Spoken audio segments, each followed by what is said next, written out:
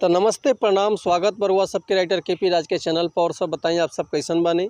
उम्मीद करते रहुआ सब भी बढ़िया होखब, अच्छा होखब। तो रउआ सबन खातिर लेके आ गए बनी बिल्कुल नया कंपोजिशन भोजपुरी बोल बम के गाना। उम्मीद करती रहुआ सबके बेहद पसंद आई। अगर हुआ एकरा के बढ़िया से म्यूजिक बना के बढ़िया से दिल से गायकी कहे तनी तो 100% बाकी साउंड में गाना राउरी गर्दा कर दी। बिल्कुल हिट, बिल्कुल ज़बरदस्त, बिल्कुल ब्लास्ट मीटर भाई। इससे पहले रुआ समझ से कहल चाहब कि अगर हुआ गायकी में इंटरेस्ट बा, गायकी कल चाहतनी, गायकी में कदम रखले बानी आ गायकी रुआ के पसंद बा, रुआ के बढ़िया बढ़िया मेटर नहीं मिलत, बढ़िया गाना नहीं मिलत, बढ़िया स्तुकबंदी नहीं मिलत, बढ़िया म्यूजिक नहीं मिल पात रुआ सबके। तो रुआ अगर हमारे चैनल पर आ गए तो रुआ सबके निराश भइले के जरूरत नहीं है। काहे से कि रुआ समन खातिर हम हर एक प्रकार के सॉन्ग लिखिले, हिंदी होके चाहे भोजपुरी होके, चाहे रुआ कोनो भी ट्रैक पर भोजपुरी गाना लिखवा सकिले। ऑर्केस्ट्रा सॉन्ग, लव सॉन्ग, बेवफाई सॉन्ग, पूर्वी, निर्गुण, भजन, लोकगीत, लयदारी, रंगदारी, जातिवाद सॉन्ग, चाहे रुआ बोल बम के गाना, चाहे रुआ विवाह गीत, विदाई गीत, चाहे रुआ अपना मनपसंद के कोनो भी गाना लिखवा सकिले, वो बिल्कुल उचित चार्ज पर।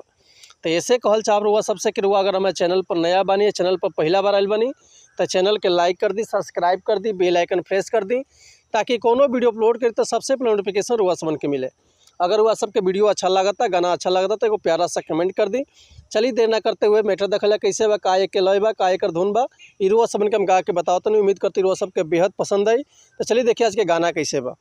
एगो लड़का बाबा के दरबार में गइल बा, बाबा से कहता है कि हे बाबा उठी ना, कि बनी के कांवरिया हरियोहिनी दुअरिया, कि बनी के कांवरिया हरियोहिनी दुअरिया, दर्शन ला जीवो घबराइल बा। अरे काहे नइखी उठत ए बाबा, बालका कांवर लेके आइल बा। अरे काहे नइखी उठत ए बाबा, बालका कांवर लेके आइल बा। चली के डगरिया करेला हाथ जोड़िया, दुआरा लइका खड़ी आइल बा। अरे त काहे नइखी उठत ए बाबा, बालका कांवर लेके आइल बा। अरे काहे नइखी उठत ए बाबा, बालका कांवर लेके आइल बा। तो उम्मीद करते हैं मैटर हुआ सबके बेहद पसंद आयल होई।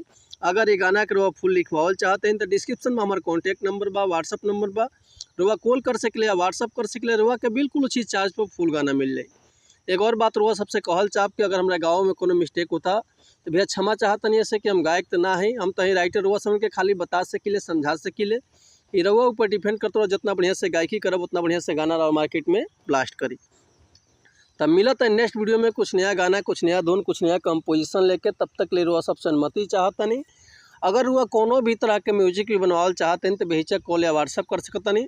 हमारा व्हाट्सअप के नंबर बा 81 78 24 48 75।